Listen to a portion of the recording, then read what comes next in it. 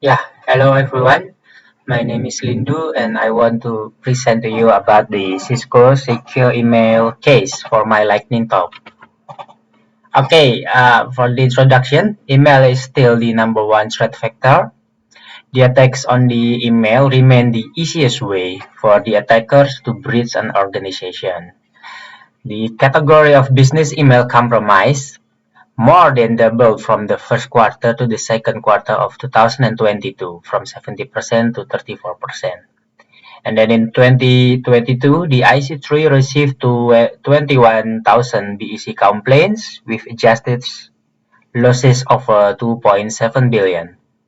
Stolen or compromised credential through the phishing resulted in 4.9 million in losses. All of these three facts can be seen on the reference link on this slide. Yeah, what is email threat defense? Okay, this one is a comprehensive attack protection. It can protect the organization from malware, phishing, internal threats, and account takeover as well. So the feature inside of the email threat defense is file reputation and analysis. Spam protection is the base of the feature itself. Sender reputation, URL reputation, and content scanning. Yeah, this is about the deployment model. So there are on-premise, there are hybrid, and cloud. Hybrid means a combination of on-premise and cloud. So it's pretty flexible. While in Indonesia, for government sector, they still love and prefer on-premise because the regulation. Yeah, so this is the email threat defense topology for the on-premise. So we put the appliance on the DMZ, so behind the firewall, and the actual email server still put on the server farm like you see on the screen.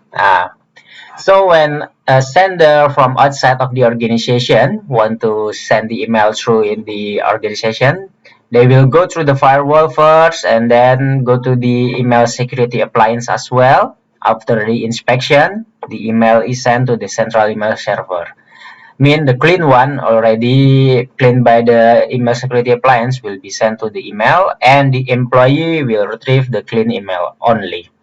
And this is work as well if the employee want to send the email outside. There are some feature called the DLP as well that allows prevention. So if the employee want to send some confidential file, it will be blocked from the email security appliance and etc. Yeah, this is the dataset of the devices. So it divides into several categories for evaluation for the small enterprise up to 1,000 employee, medium size, large, and etc. So for my case, that I want to bring is the company. This is one of the government company, government organization in Indonesia. They have 1,500 employees, and they bought the full license of the Cisco email anti-spam appliance. But there are some failure, and this is what I want to talk, the example. So actually they already have the redundant devices installed properly as well. They have the correct number of licenses and the correct devices type or size. The license subscription date is expired. This is the case when it happens on 2020. Actually, it's already notified each week since last 3 months. So the Cisco devices already give some notification 3 months before about the subscription date is about to expire. They book for annually. And then the problem is the license is expired. The device is still running, so the whole email will be still sent through the email appliance of Cisco, but the spam is not blocked anymore. Means the whole protection is gone. So the legitimate email is being jammed. It took so long to be sent and received. The business of this organization become really stuck. Uh, when the license expired in the very morning, like 1 a.m., maybe the email still normally come, but gradually on 10 a.m. and etc., the spam going bigger and bigger, and so many jam of the traffic of the email already there, so the customer being stuck. So we do some workaround because I work as a consultant. So they bought this device through our company, through the procurement.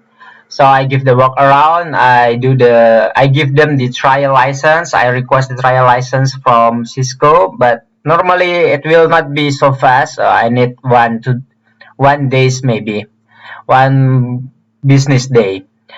And after that, I remote the device, I install the license, and the service become normal again. And for the real license, the company needs to waiting for the procurement because there are some issue for the bureaucracy inside of the organization.